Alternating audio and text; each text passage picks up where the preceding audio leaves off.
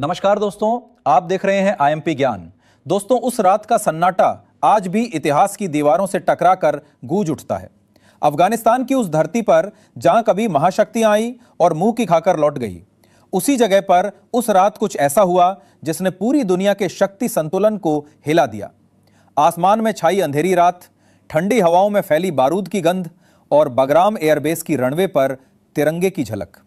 यह दृश्य किसी कहानी का हिस्सा नहीं, बल्कि उस सच्चाई का प्रतीक था जिसने साबित किया कि भारत अब सिर्फ एक देश नहीं, बल्कि एक विचार है, एक चेतना है। जब उस रात भारतीय वायुसेना के जेट्स ने बगराम की धरती पर कदम रखा, तो सिर्फ अमेरिका ही नहीं, पूरी दुनिया की आंखें चौंधिया गई। वॉशिंगटन से लेकर बीजिंग तक हलचल मच गई। हर उपग्रह, हर रडार, हर जासूसी एजेंसी उस एक सवाल से जूझ रही थी, आखिर भारत ने ऐसा कैसे कर दिखाया। वो रात सिर्फ एक ऑपरेशन की नहीं थी, वो एक युग परिवर्तन की रात थी। बगराम, जो कभी अमेरिकी साम्राज्य की सबसे बड़ी शक्ति का प्रतीक था, अब भारतीय पराक्रम का गढ़ बन चुका था। उस रात जब भारतीय सैनिकों ने वहां तिरंगा फहराया, तो अमेरिका के अहंकार की नींव हिल गई। उस जीत के पीछे ना कोई अहंकार था, ना कोई लालच, बस एक भाव, राष्ट्र गौरव। पेंटागन के अंदर मीटिंग्स का दौर शुरू हो चुका था। बड़े बड़े सुपर कंप्यूटर भारत की रणनीति को समझने की कोशिश कर रहे थे, लेकिन असफल हो रहे थे, क्योंकि भारत ने यह जंग तकनीक से नहीं, आत्मा की शक्ति से जीती थी। वो शक्ति जो किसी को दिखाई नहीं देती, लेकिन इतिहास के हर मोड़ पर भारत को विजय बनाती रही है। उस रात बगराम सिर्फ एक सैन्य अड्डा नहीं था, वो भारत की रणनीतिक सोच का केंद्र बन चुका था। चीन बेचैन था, पाकिस्तान बौखलाया हुआ था, और अमेरिका खुद से सवाल पूछ रहा था कि आखिर यह नया भारत कौन सी भाषा बोल रहा है। भारत की असफलता किसी गोली, किसी मिसाइल की नहीं थी, बल्कि यह उस विचार की जीत थी जो कहता है शक्ति का अर्थ विनाश नहीं, संरक्षण है। लेकिन इस जीत के साथ ही शुरू हुआ एक नया दौर, साजिशों का दौर, धोखे का दौर और मानसिक युद्ध का दौर। क्योंकि जितनी ऊंची जीत होती है, उसे गिराने की साजिशें उतनी गहरी होती हैं। दिल्ली में प्रधानमंत्री के कार्यालय में उस वक्त राष्ट्रीय सुरक्षा परिषद की आपात बैठक चल रही थी। दीवारों पर लगे नक्शे पर लाल बिंदु टिमटिमा रहे थे, जो बगराम के चारों ओर अदृश्य गतिविधियों का संकेत दे रहे थे। प्रधानमंत्री के चेहरे पर अडिग दृढ़ता थी, लेकिन आंखों में चिंता की एक हल्की रेखा झलक रही थी। रॉ प्रमुख ने धीरे से कहा, सर, यह सिर्फ अमेरिका नहीं है, कुछ और भी है जो इस खेल में शामिल है। प्रधानमंत्री ने नजरें उठाकर कहा, मुझे शक नहीं, नाम चाहिए। कमरे में सन्नाटा छा गया। कुछ क्षण बाद जवाब आया, इजराइल से चोरी हुआ एक सॉफ्टवेयर अब तुर्की के हाथों में है और उसका इस्तेमाल भारत की सिस्टम पर हमला करने के लिए किया जा रहा है। प्रधानमंत्री के चेहरे पर अब चिंता नहीं, बल्कि संकल्प था। उन्होंने कहा, तो अब वक्त आ गया है कि हम सिर्फ बचाव नहीं, जवाब दें। और उसी वक्त शुरू हुआ इतिहास का सबसे गुप्त मिशन, ऑपरेशन गरुड़ प्रहार। यह ऑपरेशन किसी को बताए बिना किसी घोषणा के शुरू हुआ। आधी रात के 3 बजे बगराम से भारत के 5 C-17 विमान आसमान की ओर उड़ चुके थे। उनके साथ थी भारत की सबसे गुप्त इलेक्ट्रॉनिक वॉरफेयर यूनिट और एक रहस्यमयी उपकरण, त्रिनेत्र। यह कोई साधारण तकनीक नहीं थी, यह भारत की वैज्ञानिक मेधा का चमत्कार था। त्रिनेत्र दुश्मन के सिग्नल को न केवल पकड़ सकता था, बल्कि उसे उलटकर उसी के सिस्टम में भेज सकता था। यानी दुश्मन अपनी ही आंखों से अंधा हो जाता था। और जब अमेरिकी स्पेक्ट्रम ड्रोन पाकिस्तान से उड़कर बगराम की ओर आया, तो त्रिनेत्र ने उसका रास्ता रोक लिया। पलक झपकते ही सिग्नल पलट कर गया और अमेरिकी सैटेलाइट नेटवर्क ब्लैकआउट हो गया। पेंटागन में बैठे जनरल्स के चेहरों पर सन्नाटा था। किसी को समझ नहीं आ रहा था कि आखिर उनके सिस्टम में अंधेरा क्यों छा गया। उस पल इतिहास लिख रहा था, भारत का नाम। लेकिन खेल यहीं खत्म नहीं हुआ था। चीन ने सोचा, भारत की नजर बगराम पर है तो वो लद्दाख में हलचल मचा सकता है। उसने अपनी टुकड़ियां तैनात की, लेकिन भारत पहले ही तैयार था।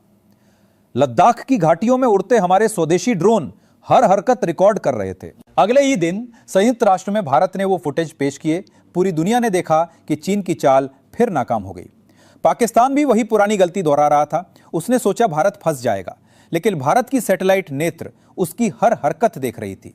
गिलगिट से लेकर पेशावर तक हर मीटिंग, हर साजिश, हर फुसफुसाहट रिकॉर्ड हो रही थी। दुश्मन सोच भी नहीं सकता था कि उसकी अपनी छाया अब भारत की नजर में है। 2 हफ्ते बाद एक छोटे से अफगान गांव से एक अजीब सी खबर आई, एक रहस्यमयी विस्फोट। पहले लगा कोई आम हादसा है, लेकिन जब जांच हुई तो सब सन्न रह गए। जमीन के नीचे से मिला एक अमेरिकी डिवाइस, ऑर्बिटल पिंग मॉड्यूल। यह डिवाइस किसी भी देश की संचार व्यवस्था को मिनटों में बंद कर सकता था।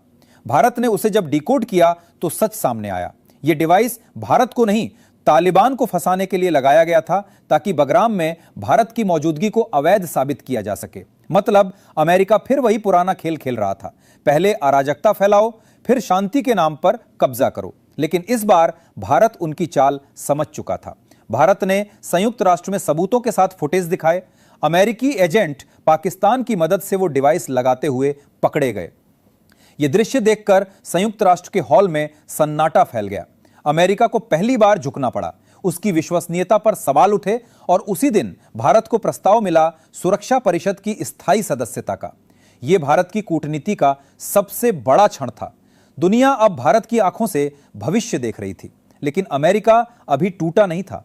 उसने रूस को भड़काने की कोशिश की, कहा कि भारत तुम्हारी तकनीक का इस्तेमाल तुम्हारे खिलाफ कर रहा है। लेकिन रूस ने साफ जवाब दिया, भारत ने हमारी तकनीक का सम्मान किया है, उसका दुरुपयोग नहीं। और फिर रूस, ईरान, उज्बेकिस्तान और कजाकिस्तान के साथ भारत ने एक नया गठबंधन बनाया, एक ऐसा गठबंधन जो एशिया का शक्ति संतुलन हमेशा के लिए बदल गया। यह गठबंधन युद्ध के लिए नहीं, विकास के लिए था। उसका नाम था एशियन शांति गठबंधन।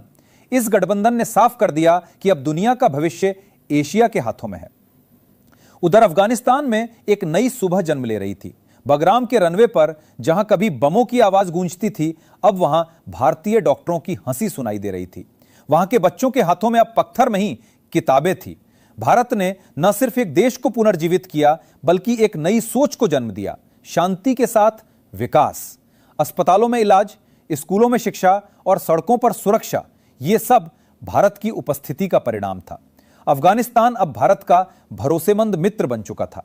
तालिबान ने खुद घोषणा की कि अब अफगानिस्तान की हर परियोजना भारत के सहयोग से पूरी होगी।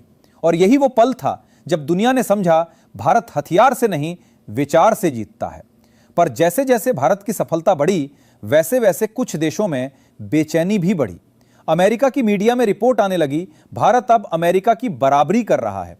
और जब ट्रंप ने प्रेस कॉन्फ्रेंस में यह कहा, भारत अब हमारी अनुमति से नहीं, हमारी बराबरी से बात करता है, तब पूरी दुनिया ने महसूस किया कि एक नया विश्वक्रम जन्म ले चुका है। बगराम अब केवल एक एयरबेस नहीं रहा, वो नई विश्व व्यवस्था का प्रतीक बन चुका था।